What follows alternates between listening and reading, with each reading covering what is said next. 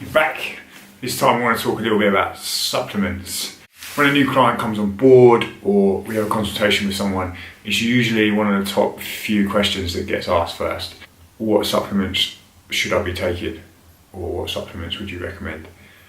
And if I'm being honest, there is nothing I'd recommend. I would suggest at times that you could use something in order to help, maybe which would benefit you.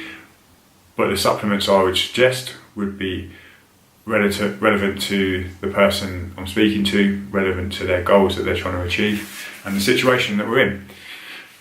I could probably list off the supplement, or I can list supplements on my hand that have got enough research-backed science studies behind them in order to make them worthwhile using and worth you spending your money on. That is my biggest gripe within the industry, is coaches, trainers out there giving lists, long lists of supplementation to clients, which cost a fortune. Eating is expensive enough, and your coaching as well. So to then spend extra money on needless supplements really grinds me. Yeah, this is a video to just go through 4 of the main supplements I would suggest, and the 5th one, which people do believe is a supplement, but it's not really, and we'll go through that after. Number 1, caffeine. This isn't caffeine, this is fruit and nut espresso from Brazil. Oh yeah, caffeine, one of the most researched supplements out there, and for good reason, because it has a lot of effects that it works with. If you forget the effects of the energy that it gives you, because it will do, but then that is different between whoever the individual is. So for someone like myself, I like coffee and I like the taste of coffee, so my caffeine tolerance, if you like, is probably a little bit more than some people, and also the size of my frame. I'm a fairly tall person, some might say a little bit bigger muscular wise, so I can probably take a little bit more caffeine. So for me, I don't really get the buzz, if that makes sense, but caffeine is useful in terms of muscular contraction and muscular endurance. So there has been a boatload of studies done on this. I'm going to throw them around here, and I'll also link them in the notes below. These studies, which all relate to strength-based groups of clients, of people who are using caffeine pre-training, and then they monitor their repetitions that they've got and their force production as well, and how well they can do that compared to a group who do not supplement with caffeine. And it is quite astonishing to see that the ones who do use caffeine, they have that little added small percentage of increase, which is all that any of the supplementation is. It should be the last 5% that you think about. You need to get everything else straight first. You need to get your calories straight. You need to get your macros done. You need to work out all the other bits and pieces, and then think about supplements after. But caffeine, yes, definitely one I would suggest for people to use, if you can use it, that is, if it's okay for you to use, you can use it. In terms of coffee, if you are going to try and get that from coffee, you'd have to drink quite a bit.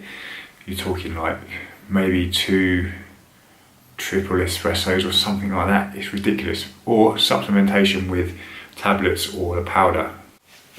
Next up, creatine. This is creatine monohydrate. Big fan of using creatine. Again, another one that is lots of research around it, lots of studies that show great results with creatine. It's useful within power and explosiveness within training. So if you're doing a lot of weight training, for example, or explosive lifts in like heavy sets, then creatine is definitely something I would suggest that you use. In terms of how you take it, gone are the days of where you would load for 7 days and then come off it and then load again, and just like the most complicated thing I've ever read. So no, literally 5 grams every day. As long as you take it every day, then you just build up your saturation levels within your body, and then it takes, I think, 27-28 days for it to become saturated. You have to take it every day, and your cells are fully saturated with the creatine levels. So if you forget to take it, it's not the end of the world. Just try and religiously take it, 5 grams every day.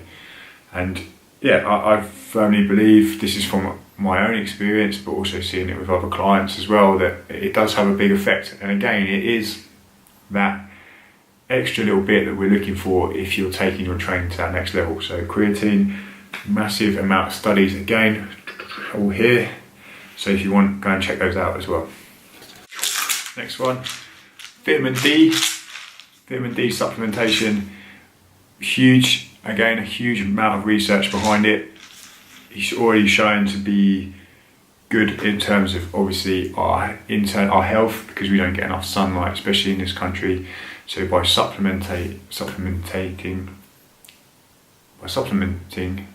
with vitamin D, we can obviously get those health benefits that we're missing out on from the lack of sunlight. But also vitamin D is good for if you are using some kind of resistance training or weight training.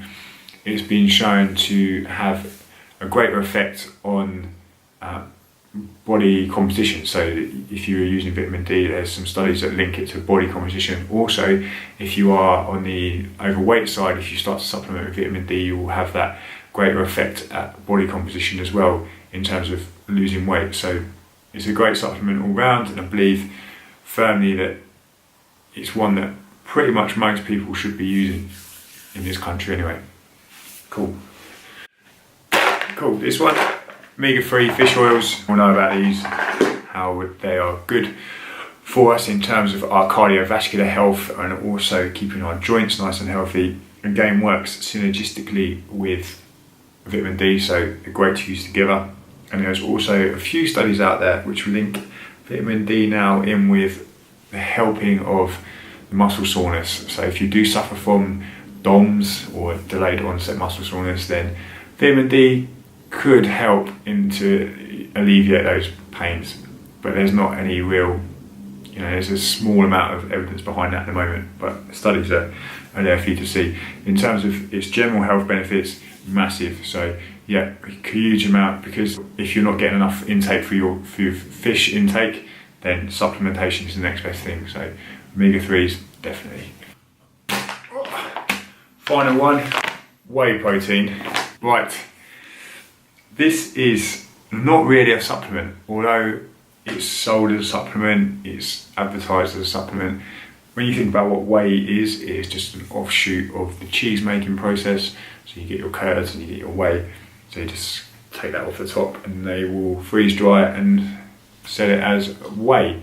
So in essence, it is a food product and it is super convenient, really easy to consume. You get a massive amount of protein per serving. It's got the highest amount of leucine content. So leucine is the amino acid that we need in terms when we're talking about muscle protein synthesis. So increasing our muscle size, getting stronger. Leucine is the amino acid that we want to be working, and whey protein has the highest amount of that bar all of the other protein sources. So a great product, and one that is, sometimes people will say, well, you should get all your stuff from real foods, whole foods. What if you can't do that? What if that is not physically possible because you work a busy job, you can't eat all the time, you have a busy lifestyle? So getting your protein intake up by using a whey protein, which is easy to use, it just makes sense. So my other one, and I don't have to really quote any of the studies on this, there is so much research into whey protein. Most of the studies done with regards to exercise and resistance training, they all use whey in the studies anyway. So, and there we go.